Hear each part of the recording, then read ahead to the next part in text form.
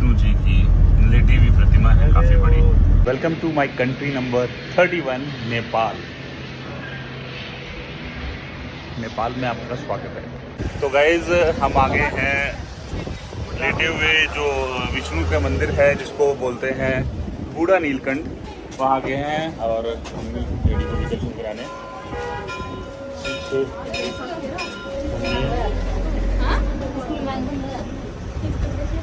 चलो दिया, तो हम पहुंच चुके हैं बूढ़ा नीलकंठ टेम्पल बोलते हैं इसको, और आपको भी दर्शन करवाते हैं और इनके बारे में बताते हैं हमारे गाइड भाई साहब।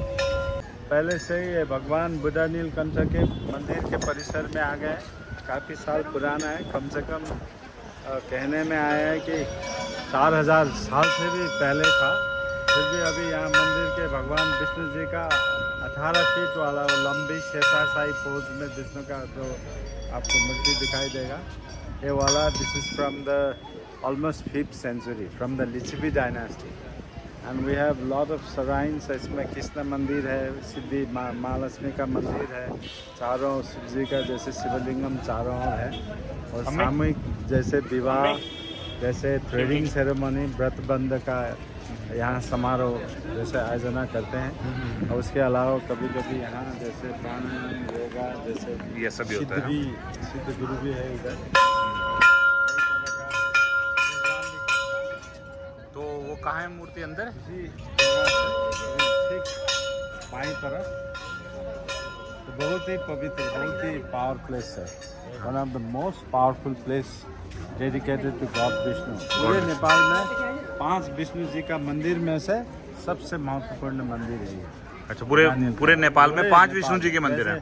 अब वो हमारा विश्वनाथ बाबा जी का वाराणसी, जैसे पशुपतिनाथ, गोकर्णेश्वर महादेव, केदारनाथ, जैसे अमरनाथ, इसी तरह भगवान विष्णु का 5 सबसे इम्पोर्टेंट टेम्पल्स में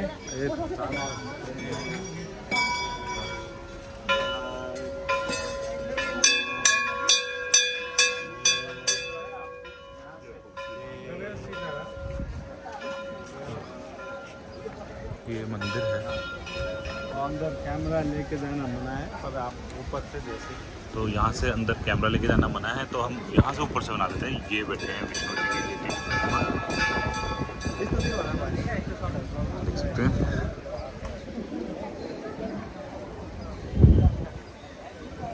तो ये है लेटे हुए विष्णु जी की प्रतिमा। बहुत ही अच्छा, बहुत ही एक पॉजिटिव माहौल है यहाँ पर। दर्शन कर लीजिए।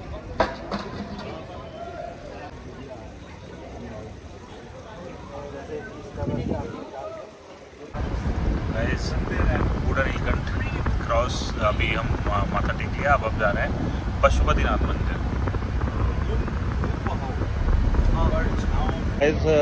हम पहुंच चुके हैं पशुपतिनाथ टेम्पल, जो शिव जी का बहुत ही इम्पोर्टेंट और बहुत ही धार्मिक मंदिर है यहाँ का। और यहाँ पर सभी जो भी फॉरेन टूरिस्ट आते हैं सबके लिए पैसे लगते हैं, लेकिन इंडियन टूरिस्ट के लिए यहाँ पर कोई पैसा नहीं लगता है। और तो ये इस मंदिर की खासियत है। और ये भगवान शिव का ऐसा बोला जाता है कि केदारनाथ वाला जो टेम्पल है उसी का एक पार्ट है। तो उसका जो धड़ था, जो नंदी रूप में शिव जी थे, वो केदारनाथ रह गया था, और उसका जो अगला भाग था वो यहाँ आकर निकला था। तो पशुपतिनाथ मंदिर में दर्शन करना बड़ी सौभाग्य की बात है। जैसे शिव पुराण के मुताबिक सती देवी के अंत के बाद Shiva lost his first wife Sati Devi, फिर शिव जी सती देवी के अंत के बाद शिव पुराण के मुताबिक और बावला होकर चलने लगे, हाय सती देवी कह के फिर इस जगह पे आ गया।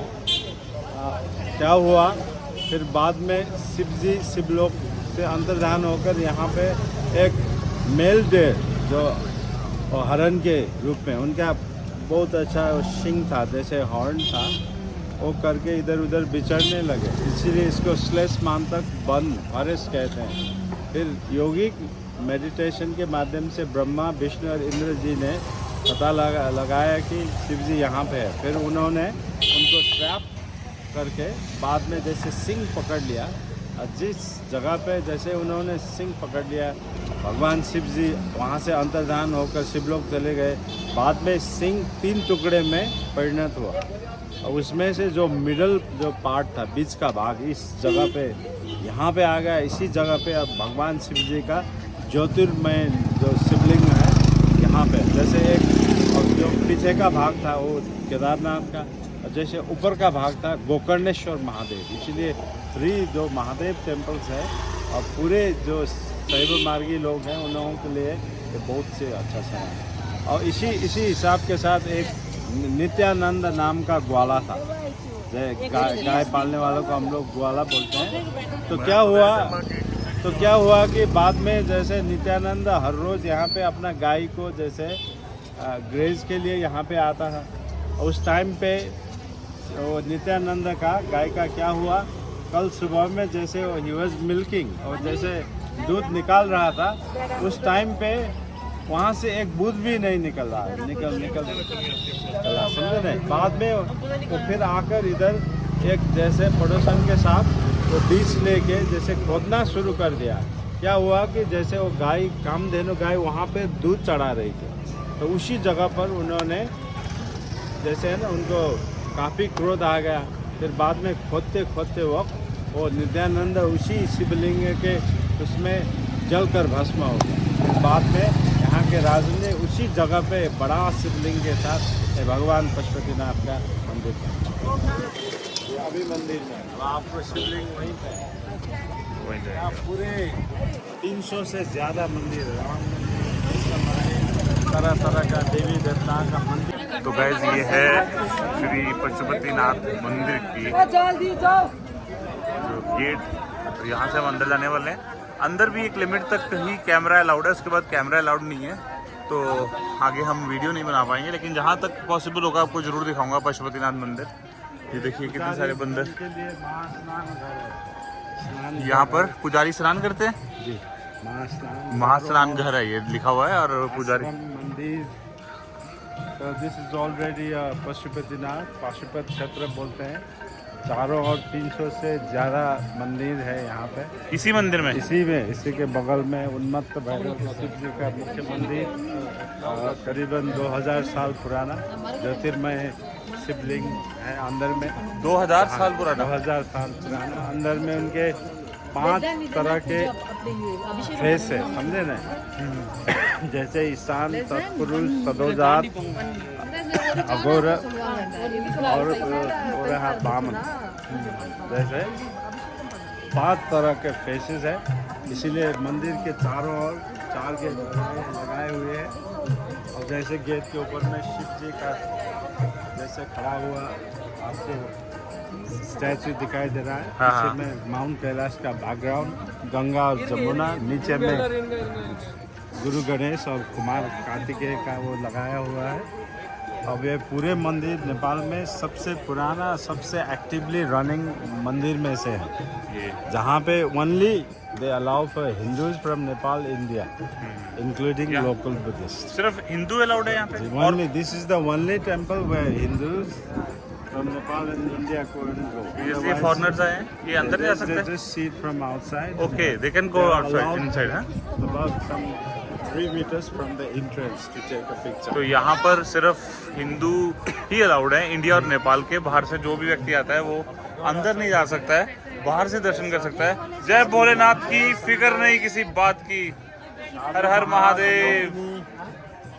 जैसे शिव जी का नंदी भृंगिनी हम लोग कहते हैं, इधर गुरु शंकराचार्य 1008 स्वामी का जब मठ है इधर। अब यहाँ पे जो मंदिर का मुख्य पुजारी है अपना दक्षिण भारत का भट्ट, जो भट्ट जी है, कांची कामा कोठी पीठ का। जैसे उन लोगों का 400 साल से इनका जैसे ट्रेडिशन चल रहा है। They are the incharge of the temple. Okay. अभी शिवरात्रि और जैसे वो आपकी बाला चतुर्दशी जैसे बड़ा एकादशी के टाइम पे यहाँ पे बौद्ध मेला लगता है। लोग इंडिया से लेकर नेपाल के चारों और ज़िले से आते हैं, और शिवरात्रि के पर्व में पूरे दिन और शाम को यहाँ पर भजन कीर्तन सब हो जाता है। ये देखिए बाबा, ये बड़ी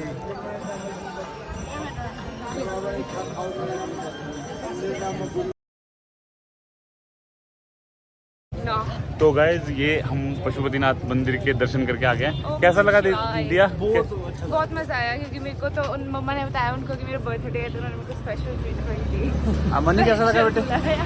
ये बहुत बढ़िया था। ये बहुत ही इतना बड़ा मैं मंदिर शिव जी का भी बट एक ही और इतना बड़ा वो नंदी था, लेकिन अंदर रिकॉर्डिंग नहीं करना देते। रिकॉर्डिंग लेकिन नहीं recording- करना, दीपान जी? बहुत अच्छा चल रहा था मंदिर। अच्छा लगा बेटे मंदिर? बहुत बढ़िया मंदिर था। तो नेपाल में इस मंदिर में सिर्फ और सिर्फ हिंदू ही अंदर जा सकते हैं। अभी एक फॉरेन टूरिस्ट थी, वो क्रिश्चियन थी, उसको अंदर नहीं जाने दिया गया, बाहर से ही वो देख सकती थी। बट अंदर सिर्फ और सिर्फ हिंदू लोग जा सकते हैं, वो भी हिंदुस्तान और नेपाल के। और हिंदुस्तानी के लिए कोई फीस नहीं है अंदर जाने की, यहाँ पर फ्री है। और अभी हमने शिव जी के दर्शन किए। आप सबके लिए भी आशीर्वाद मांगा है, जय भोलेनाथ की। और आप सबकी जो ज़िंदगी है वो भी खुशियों से भर जाए, भगवान भोलेनाथ आपको खूब भला करे। और मेरे चैनल को सब्सक्राइब करना तो बिल्कुल मत भूलिएगा, बेल आइकन को कर दीजिएगा प्रेस, ताकि लेटेस्ट अपडेट आप तक पहुंचते रहे।